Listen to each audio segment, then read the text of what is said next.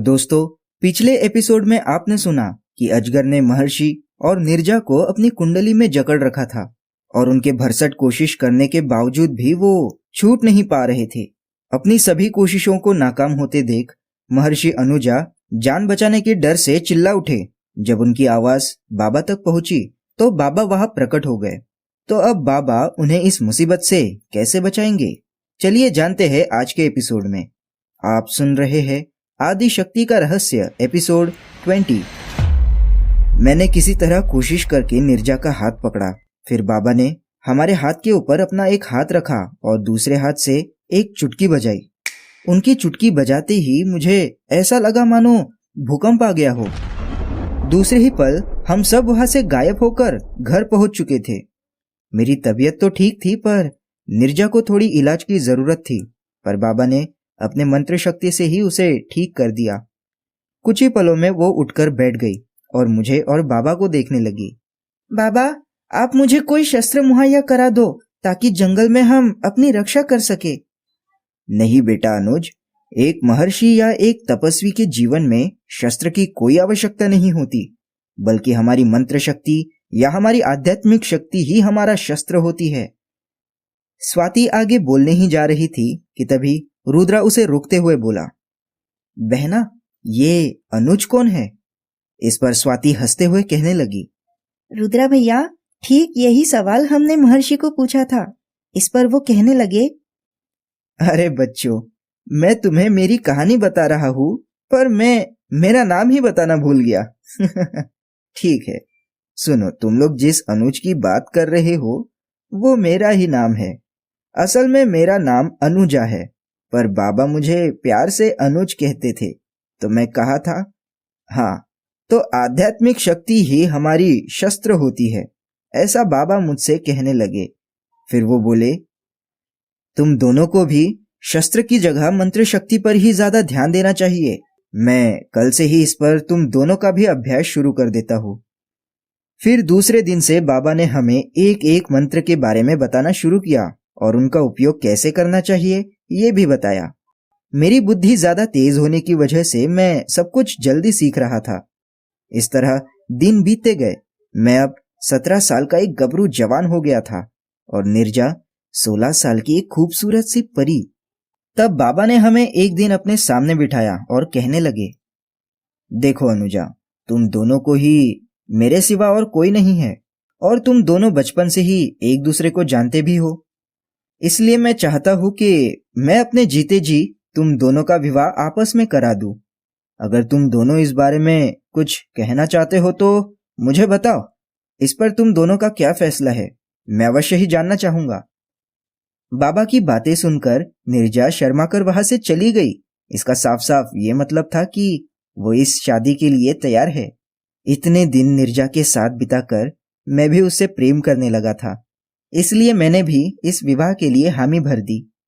इस तरह वैदिक रीति रिवाजों से हमारा विवाह संपन्न हुआ। फिर 1 साल के बाद हमारे घर एक कन्या ने जन्म लिया, जिसका नाम हमने रोहिणी रखा। रोहिणी जब 10 साल की हुई तो बाबा ने समाधि ले ली और उस समाधि में ही उन्होंने अपने शरीर को त्याग दिया। उस समय मुझे एक बार फिर से अकेला महसूस होने लगा, पर रोहिणी को देखकर मैंने जैसे तैसे अपने मन को संभाल लिया। इस तरह दिन बीतते गए। बीतते दिनों के साथ साथ मेरी प्यारी सी गुड़िया रोहिणी बड़ी होने लगी। जब वो 16 साल की हुई तो मुझे उसकी विवाह की चिंता होने लगी, पर उस चिंता को मैं चेहरे पर नहीं आने देता था। फिर एक दिन सुबह सुबह मैं जब नदी पर गया तो स्नानादि करके मैं बस सूर्य देव को जल अर्पण कर ही रहा था कि तभी नदी में एक शव मेरे करीब से बहने लगा। मैं बारीकी से उस मृत पड़े शरीर को देखने लगा। तभी मुझे उस शरीर में कुछ हलचल होती दिखाई दी। मैंने तुरंत उस मृत शरीर को पकड़ लिया और उसे खींचते हुए नदी के बाहर जमीन पर लिटा दिया। गौर से देखने पर पता चला कि वो 17-18 साल के बहुत ही खूबसूरत युवक का शरीर था, जिसकी अब तक मृत्यु तो नहीं हुई थी, पर वो मृत्यु के निकट था। उसके गहरे जख्म देखकर ऐसा लग रहा था कि जंगल में किसी बाघ के या शेर के झुंड ने उस पर हमला किया हो और अपनी जान बचाने के लिए वो शायद नदी में कूद गया हो। जो भी हो, वो युवक बहुत ही गंभीर जख्मी हालत में था और अपनी मृत्यु की प्रतीक्षा कर रहा था। मैं किसी को यूं मरते हुए नहीं छोड़ सकता था, इसलिए मैं उसे उठाकर कुटिया में ले जाने लगा। कुटिया में पहुंचते ही मैंने उसे जमीन पर लिटाया और उसके जख्मों को अच्छी तरह से साफ करके उन पर जड़ी बूटियों का लेप लगा दिया। इस तरह करीब 3 दिन बाद उस युवक को होश आया।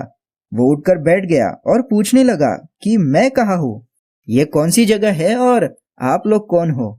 इस पर मैंने उसे सब बता दिया कि कैसे वो मुझे नदी में बहते हुए दिखा। तब उसे घर लाकर मैंने और मेरे परिवार ने उसकी देखभाल की। खुद को जिंदा पाकर वो युवक बहुत खुश दिख रहा था।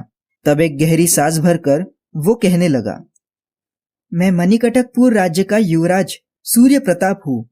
मैं अपनी सेना के साथ मगधपुर राज्य पर आक्रमण करने जा रहा था, पर उस दिन मैं रास्ते में शिकार करने के लिए रुक गया, लेकिन मैंने अपनी सेना को आगे बढ़ते रहने का आदेश दे दिया, इसीलिए सेना मुझे छोड़कर आगे बढ़ गई। मैं जानता था कि कुछ ही घंटों में मैं अपनी सेना के पास पहुंच जाऊंगा, पर यह मेरी भूल थी क्योंकि मैं जंगल में भटक गया था। तब मुझे एक नदी दिखाई दी। मैं नदी के सहारे आगे बढ़ने लगा, पर अचानक कहीं से एक शेर के झुंड ने मुझ पर हमला कर दिया। उस झुंड के 2-3 शेरों को तो मैंने अपनी तलवार से घायल भी किया था, पर उनकी ताकत ज्यादा थी। उन्होंने चारों ओर से मुझे घेर लिया था। जब तक मेरे हाथ में तलवार थी तब तक कोई भी मेरे नजदीक नहीं आ रहा था। सब दूर से ही मुझ पर अपने पंजों से वार कर रहे थे। वो कुल 6 से 7 होंगे। मैं जैसे तैसे उन्हें अपने से दूर रखने की कोशिश कर रहा था, लेकिन तभी अचानक उनके एक हमले से मेरे हाथ से तलवार छूट गई। तब सबने मिलकर एक साथ मुझ पर हमला किया। सब अपने पंजों से मुझे नोचने खचोटने लगे थे। तभी अपनी सारी ताकत लगाकर मैं उठ खड़ा हुआ और मैंने नदी में छलांग लगा दी। उसके बाद क्या हुआ मुझे कुछ नहीं पता। आँख खुली तो मैंने खुद को यहाँ पाया। इस पर मैं बोला, राजकुमार, भगवान की कृपा से आपकी जान बच गई। अब पूरी तरह स्वस्थ होने तक आप यही रुकिए। जब आप पूरी तरह स्वस्थ हो जाओगे तब मैं खुद आपको आपके राज्य की सीमा तक छोड़ने आऊंगा। मेरे बातों पर राजकुमार ने सहमति जताई और वो मेरे छोटे से कुटिया में रहने के लिए तैयार हो गए। लगभग 15 दिन बाद वो पूरी तरह से ठीक हो गए थे। इन 15 दिनों में खासकर मेरी बेटी रोहिणी ने उनकी बहुत सेवा की। मतलब ये रोहिणी के ही सेवा का असर था कि राजकुमार सिर्फ 15 दिनों में ही एकदम तंदुरुस्त हो गए थे। फिर एक दिन मैंने राजकुमार को उनके राज्य में छोड़ दिया और वापस अपने घर आ गया। उस दिन के बाद से मैंने देखा, जब से राजकुमार अपने राज्य में लौटे थे, रोहिणी खोई खोई सी रहने लगी थी। पर मैं चुप रहा। करीब 4 दिन बाद जंगल में किसी राजा की शाही सवारी जा रही थी। ये हमारे लिए पहली बार था कि किसी राजा की शाही सवारी हमें देखने को मिल रही थी। हम लोग ऊंचाई पर चढ़कर राजा की सवारी नजदीक आने की राह देखने लगे, लेकिन बाद में जो हुआ वो देखकर मैं बहुत ही हैरान था। शाही सवारी का वो शाही रथ बिल्कुल हमारे कुटिया के सामने आकर रुका।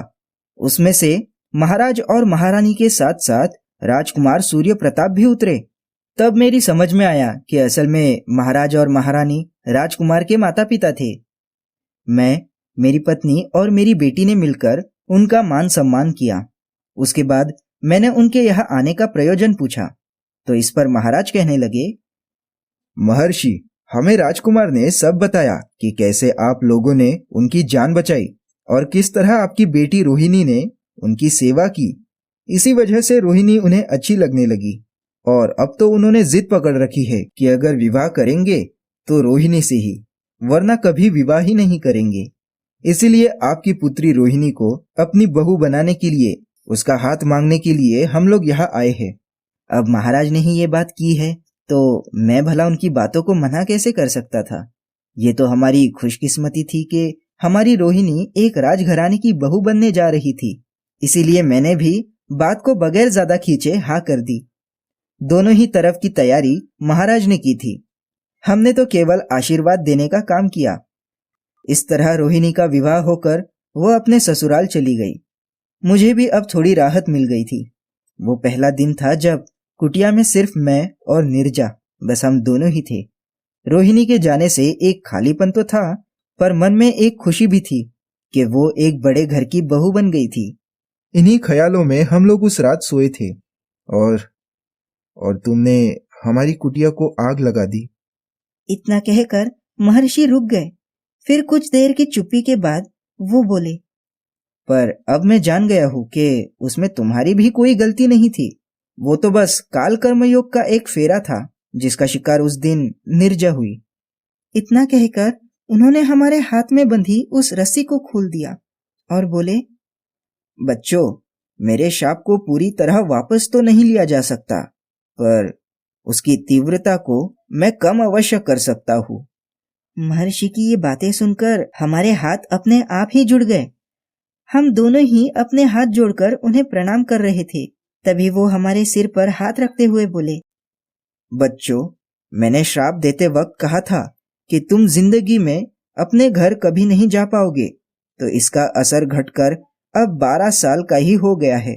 मतलब अब ये शाप तुम पर 12 साल तक ही प्रभावी रहेगा और उसके बाद तुम अपने घर, अपने राज्य में वापस जा पाओगे।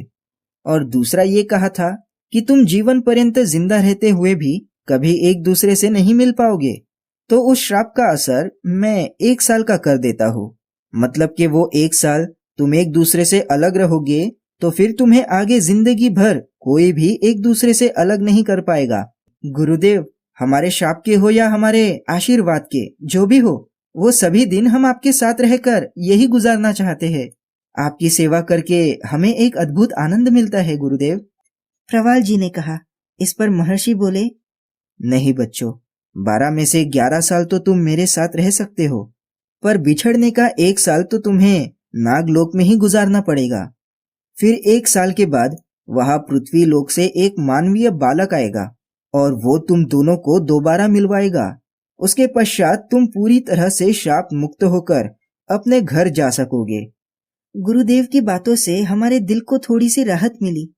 हम लोग सोचने लगे कि चलो, जो सजा जिंदगी भर भुगतनी थी वो सिर्फ 12 साल पर ही आ गई थी, और ऐसा लग रहा था कि ये 12 साल यूं ही कट जाएंगे। और हुआ भी वही। 12 में से 11 साल देखते देखते ही बीत गए। अब बारी थी उस बिछड़ने वाली 1 साल की। परंतु गुरुदेव की सेवा करते करते हम लोग तो इस बात को भूल ही गए थे। फिर एक दिन अचानक से जोरों की बारिश शुरू हो गई। बारिश इतनी जोरों से चल रही थी कि बाहर निकलना भी मुश्किल हो गया था। इसी तरह लगातार 3 दिन हो गए, पर बारिश है कि रुकने का नाम ही नहीं ले रही थी। अब तो कुटिया के अंदर का खाने पीने का सामान भी खत्म हो चुका था। आज अगर बाहर निकलकर कुछ फल जमा नहीं किए तो शायद सबको भूखा ही रहना पड़ता। यही सोचकर प्रवाल जी बाहर जाने के लिए तैयार हो गए, पर बारिश की भीषणता देख मैं उन्हें अकेला बाहर नहीं जाने देना चाहती थी। उन्होंने मुझे लाख समझाया, पर मैं नहीं मानी। फिर हम दोनों ही कुछ फल जमा करने हेतु उस तेज बारिश में बाहर निकल पड़े। बाहर जंगल में हर तरफ बारिश का पानी भरा था। बड़ी ही सावधानी पूर्वक हम लोग आगे बढ़ रहे थे, पर 2-3 घंटों तक लगातार भटकने के बाद भी हमारे हाथ कुछ नहीं लगा। प्रवाल जी को ये बात पता थी कि नदी के उस पार बड़े बड़े सेब के बाग हैं, पर नदी तो बड़ी ही तेज गति से बह रही थी। इसीलिए इस खतरनाक अवस्था में नदी को पार करना भी संभव नहीं था। तो दोस्तों, ऐसी विकट परिस्थिति में प्रवाल और स्वाति क्या निर्णय लेंगे? क्या वो फल जमा करने में कामयाब हो पाएंगे? जानने के लिए सुनिए अगला एपिसोड।